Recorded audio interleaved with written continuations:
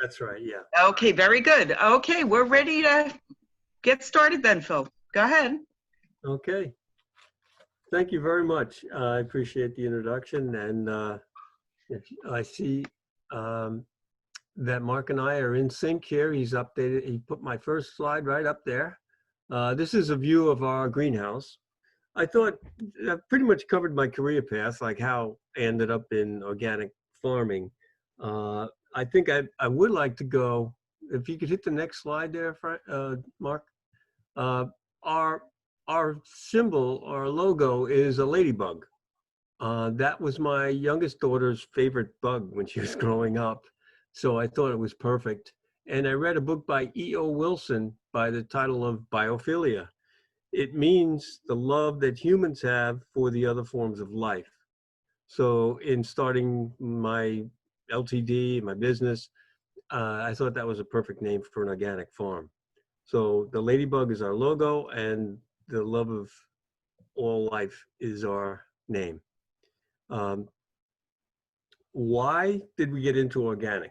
Oh, I'm sorry. There's a picture of, it's an aerial photo of the farm that I grew up on. It was a beautiful farm, about 82 acres in the town of Smithtown. The area you're looking at now is just covered with homes and businesses and all kinds of stuff. That's the intersection of Route 347 and Mount Pleasant Road in Smithtown. Some people may know of the old farm stand we had there, which was called the Yellow Top. That's what it looked like in those days. It's gone also. Then I learned a lot from my father, which is the next one. If that man gave you an order, you would follow it. Otherwise, you'd be in big trouble. You'll notice there's no door on that pickup truck. My father was saying that it took too much time to get in and out with the door, so he took it off. And he ran all day we had a farm also 20 miles away with that door missing. But he was an outstanding manager, an outstanding person to listen to and help to make decisions about where I was going, as was mentioned in my bio. Okay. Later on, when we started farming, my father, he got really into it. So here it is. I think this is a very prophetic picture. There I am planting garlic, and my little daughter is taking the garlic from my mother, who got it from my father. So it's like passing through from my father on down to me and into the ground, the beautiful garlic that we grow here. Next. There's a picture of, if you want to hit the next slide, Mark. Yeah, it's stalled. Sorry, Phil. Okay. That little girl, by the way, now is 19 years old, and she's a full-grown, beautiful woman. I think one thing I want to mention is why organic farming and sustainable community activity. And I needed the outdoor and physical activity, and I wanted to have contact and camaraderie with my neighbors. I chose organic because, as was mentioned, I'm an environmental engineer by training. So I knew what was happening with conventional agriculture and how it was contaminating the people who worked there and the environment around it. So there was no question I was going to get into organic. Organic is defined in a federal regulation, and it means very specific things that you can and can't do.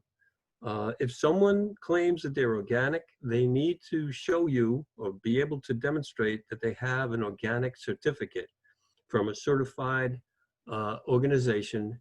It's an annual application, submitting all kinds of data and information. It's an annual inspection, and you must pass all the requirements to get that annual certificate. So make sure that if you're looking for organic produce and the person says they're organic, that they should be able to prove it. These slides that are in the background here, that's a picture of our greenhouse. The plants growing in early spring. I start most of my own plants in the greenhouse and then transplant them out into the field. That's a picture of one of the fields, and it's one of the things I love to grow the most, which is garlic. Garlic is a very healthy product, and it actually has antimicrobial, antiviral activity in your body, and it tastes good, and it smells good. Some of the other reasons that I got into organic farming is the benefits to human health, as has been mentioned, the benefits to the environment. You're not spreading contaminated pesticides and so on into the water and into the air, blowing onto your neighbor's house. And it has a societal positive impact, I think. It helps to build sustainable local communities. It can potentially increase the yields per acre in the developing world. And it also will increase the resiliency of organic of farming into the future with all the climate changes that are coming our way. So we can feed the world very well with local farms without pollution if we go to the organic methods. I got into community supported agriculture. Anybody who doesn't know what that means, folks buy a portion or share of what I will be producing for the year. They pay me up front, which helps with my cash flow.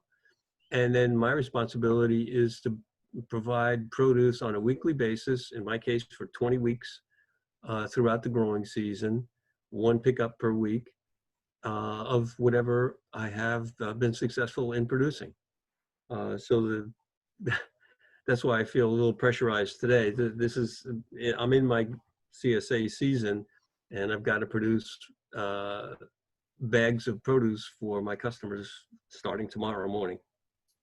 But what it does is it creates a local community association of people who have a lot of common interests in the world today and can help one another in getting through whatever comes our way. Okay. This is that picture there is one day I was out working in my orchard. I have some fruit trees, and I looked up and there was a double rainbow, and I just had to take a photograph of that. That's my dog. She's been gone now almost 2 years. She was a wonderful farm dog, and it's pointing right at her. So I love that photograph. If I hadn't looked up, I would have missed the whole thing. That's my youngest when she was just a little kid, and she loves the farm. She can do any work here that is required. Right now, she just finished her sophomore year in college, so she's on her way. And oddly enough, she's studying environmental studies. Hard to believe, right? There she is at the farmer's market. There was a professional photographer there, and he captured that view of her. You can keep going, Mark. That's my cousin Joseph and my mom. They help me out. Mom is an unbelievable garlic cleaner. She helps me get the garlic ready for sale. And so does my cousin Joey, and he was here today helping me mow some grass. So it's still a family operation. That's the dog, Pudgy, that we lost a couple of years ago. She was terrific. And that's Tiger, the cat. She takes care of the barn and the greenhouse and makes sure there's no pests in there. And she's a good cat. We also have barn swallows in the barn. I think there are about 8 pairs in there now. This is a lucky shot. This is a a parent feeding one of the babies who have just emerged from the nest. This is one of my favorite spiders. It's called a garden spider. They build nests, webs, and catch uh, uh, insects that bite you and kill them and eat them. So they're good guys. I made the cover of the news review one time. This was some praying mantises that were on one of my fig tree plants, and they were, oh, it had to be 100 or more of them there, crawling all over each other. And I took a picture, and actually it ended up in the front page of the newspaper. So praying mantises are a good thing, as everybody probably knows. We also have a local beekeeper who has several hives here at the farm, and it's one hand washing the other type of operation. His bees help my plants get pollinated, and he gets all the honey from it. So it's a good deal. I was out working on the tractor one day, and this young fella decided he wanted to help me with the driving. I don't know what his name was. He ran away. Now, this is the kind of things that we sell. You can see the garlic and different vegetables. This is when I used to go to the farmer's market, which I no longer do. There's another example of the kind of produce we have here. And there's the garlic. I think that one is called Music. I have about 10 varieties of garlic that I like to grow. There's tomatoes in full swing. I grow about 70 varieties of tomatoes. That's an example of some of the lettuce we grow. And more tomatoes. That's what a box looks like. Somebody would come on pickup day, grab the produce in their box. These are CSA members, so they've already joined. They're part of the community, part of the family. And I have to say that that community aspect is really, it's real. We look out for each other in ways other than farming. And it really feels good to be connected. More examples of the produce boxes. Yeah. There's a family. The young boy here is now, I have what's called a worker share in my CSA. So instead of paying me with dollars, you can pay me with hours of work. This young man is now 17 and he comes once a week and gives me a couple hours of work, and he's fantastic. But when his family first became members, that he was just a little boy. There's my daughter when she was younger. More lettuce. As an example, we have there's some events during the season, and this is the opening day for greenhouse. So I have people come and start with putting seeds in potting mixes and helping, get a feeling for when the season begins and participate in helping me put the seeds to get them started for the growing season. We also have a tomato and garlic tasting. So we invite people to come and taste. We cut up all the different varieties of tomatoes and all the different varieties of garlic and let people taste them and vote on their favorites. So we have an idea which ones we definitely want to grow for the following season. There's Mom. She was helping that day. That's Meg McGrath. That's another example of what the display looks like. And this is one of my favorite families. There's 3 young ones, and they just kind of hang on their mom and dad, and they've been with me for quite a while. He's a teacher. This is another example. We have a program called the Young Farmers. So I invite people to bring their children and let them choose what they want to grow. I give them a plot of land, let them start their seeds by themselves here, and I give them a plot of land and let them grow it out. That's another example.